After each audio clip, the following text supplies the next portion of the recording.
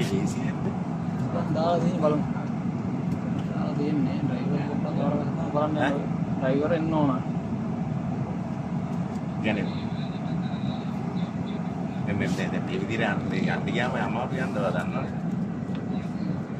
Ticket කරන්න කලින් පොඩ්ඩක් බලන්න ඕනේ මේ මේන්ටනන්ස් බලන්න නැද්ද ඔයාලා මේක?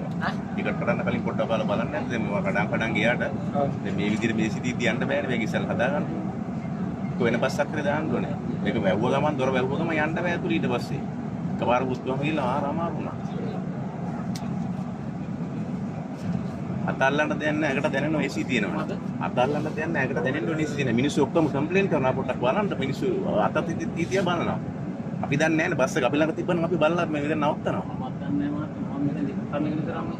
පොඩ්ඩක් අහලා බලන්න ඩ්‍රයිවර්ගෙන් මම කඩන්න කලින්. වාඩ අද මම දැක්කා කෙනෙක් අතනදී වාට කිව්වා මේ මොකද්ද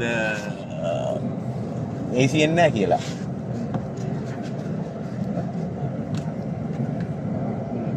මාතා මේ ප්‍රසන්න එයාපෝට් එන්න කියලා මේක AC නැහැ කියලා කට්ටිය මේ කම්ප්ලේන්ට් කරනවා.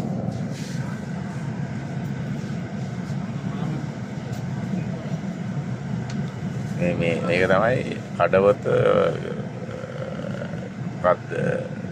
ගාල්ල හයිවේ බස් සර්විස් එක. මේක CTB ගේ බස් එක. හැබැයි AC නැහැ.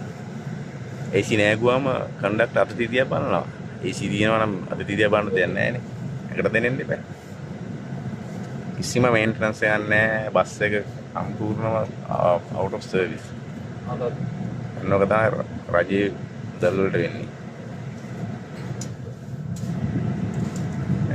ඒ බලන්නේ මෙතනට ආවම තමයි හැමදේම බලන්නේ. AC දිනනවද නැද්ද? බස් එක මෙතනට ගහනකම් මුකුත් බලන්නේ නැහැ. දැන් මෙතනට ගහලා විනාඩි පැය භාගයක් යන මිනිස්සුන්ට යන්න පරක් වෙනවා. උන් වැඩ කරන්නේ නැහැ. ඒක තමයි කියන්නේ.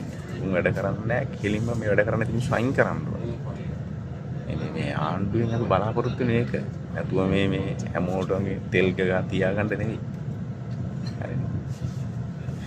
හින්දා මේ කට්ටියට අයින් වෙන්න කියා පිටිපස්සෙන් අඩ යන්න අවශ්‍ය නැහැ. මිනිස්සු කරන්න ඕනේ කෙලින් වැඩ කරන්න